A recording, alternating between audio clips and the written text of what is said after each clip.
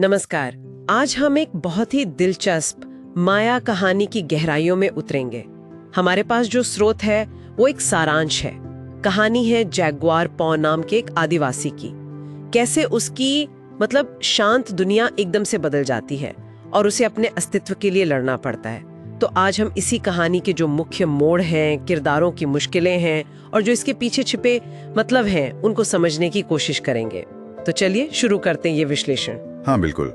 ये कहानी सिर्फ एक आदमी के जान बचाने की कहानी नहीं है। ये एक पूरी सभ्यता के अंदर जो उथल पुथल थी और बाहर से जो बदलाव आ रहे थे, शायद अनजाने उसकी भी झलक देती है। और दिलचस्प बात यह है कि कैसे एक व्यक्ति की हिम्मत को इतने बड़े ऐतिहासिक पटल पर रखा गया है। कहानी शुरू होती है जैगुआर पॉ के कबीले से।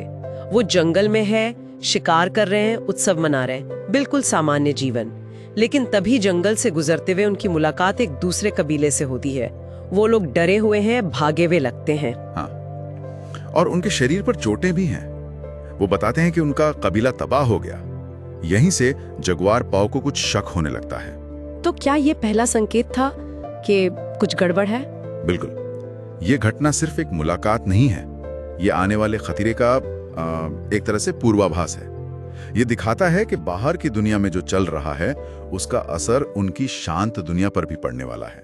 वो शांति वो बहुत नाजुक थी और असर पड़ता भी है।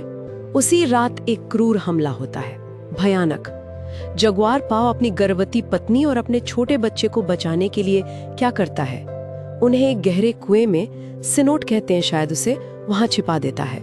हाँ, सिनोट माया संस्कृति में ये अक्सर पवित्र भी माने जाते थे।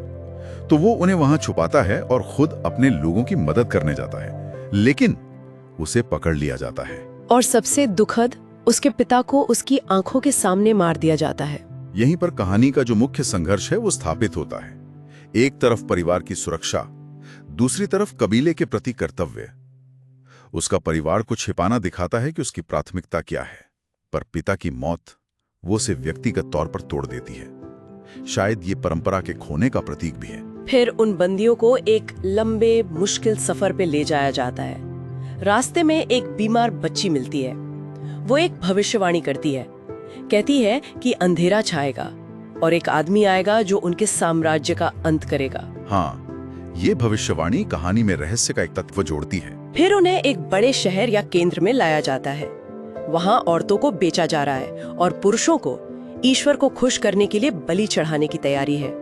और यहाँ चीजें बहुत दिलचस्प हो जाती हैं। जब जगुआर पॉ की बलि दी जानी है, ठीक उसी वक्त सूर्य ग्रहण हो जाता है। हाँ, जैसा उस बच्ची ने कहा था, अंधेरा छा जाता है। इस सूर्य ग्रहण का इस्तेमाल कहानी में बहुत महत्वपूर्ण है। ये सिर्फ उसे बचाता नहीं है, ये प्रकृति की शक्ति, भाग्य और हमलावरों के अंधविश्वास को एक साथ दिखाता है।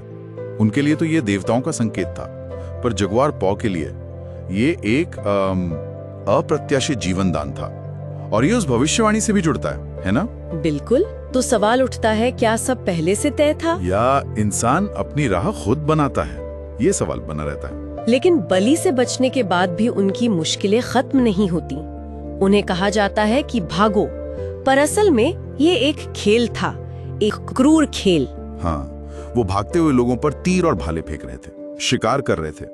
जगुआर पॉ घायल हो जाता है बुरी तरह, लेकिन वो बच निकलता है और भागते हुए वो हमलावर सरदार के बेटे को मार देता है। अब पासा पलट जाता है। सरदार, उसके लोग अब जगुआर पॉ के पीछे हैं, बदला लेने के लिए। लेकिन अब जगुआर पॉ कहाँ है? वो अपने घर में है, जंगल में। सही कहा। अब वो शिकारी है, शिकार नहीं। वो अब सिर्फ भाग नहीं रहा, वो लड़ रहा है। वो जंगल के अपने ज्ञान का इस्तेमाल करता है। झरना, मधुमक्खियां, वो मेंढक का जहर, वो पर्यावरण को ही हथियार बना लेता है। हाँ, वो दिखाता है कि असली ताकत क्रूरता में नहीं बल्कि अपने माहौल को समझने में है। बिल्कुल, बुद्धिमत्ता बनाम पाशविक बल। वो एक एक करके पीछा करने वालों को मारता है, जिसमें वो मिडलाइन नामक क्रूर योद्धा भी शामिल था। और अंत में सरदार को मारने के लिए वो उसी तरह का फंदा इस्तेमाल करता है जिससे कहानी की शुरुआत में उसने सुअर मारा था। एक तरह से चक्र पूरा होता है। जंगल के नियम वापस लागू होते हैं, बाहरी शक्ति पर स्थानीय ज्ञान की जीत। फिर वो अपने परिवार को बचाता है, उस सिनोट से जिसमें बाढ़ आ गई थी, उसकी पत्नी ने वहीं पानी में बच्चे को जन्म दिया था। अविश्वसनीय। हाँ, परिवार का बचना उसकी व्यक्तिगत जीत है। लगता है सब ठीक हो गया, लेकिन कहानियां खत्म नहीं होती। नहीं, बिल्कुल नहीं। जब वो थके हारे बचकर समुद्र तट पर पहुंचते हैं तो सामने क्या देखते हैं? बड़े बड़े यूरोपीय जहाज। हाँ, एक खतरा टला तो दूसरा शायद कहीं बड़ा खतरा सामने खड़ा है। हमलावर भी हैरान है, जगुआर पो भी हैरान है। और जगुआर पो क्या करता है? वो उन जहाजों की तरफ नहीं जाता, वो अपने परिवार के साथ वापस जंगल में चला जाता है। ये बहुत कुछ सोचने पर मजबूर करता है। एक लड़ाई तो जीत ली, पर क्या ये असली अंत है? ये यूरोपीय जहाज तो इतिहास के बिल्कुल नए और शायद कहीं ज्यादा विनाशकारी अध्याय का संकेत है। तो उसका जंगल लौटना क्या है?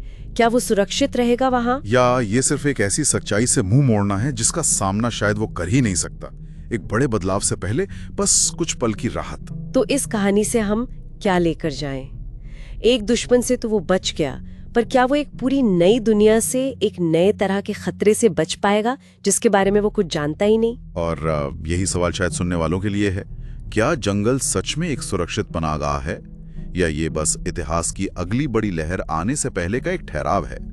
ये कहानी सोचने पर मजबूर करती है कि कैसे बड़े बड़े ऐतिहासिक बदलाव आखिरकार हर किसी तक पहुंच ही जाते हैं, चाहे वो कितने ही अलग थलग क्यों ना हो। अस्तित्व की लड़ाई शायद कभी खत्म नहीं होती है ना, बस उसका रूप बदलता रहता है।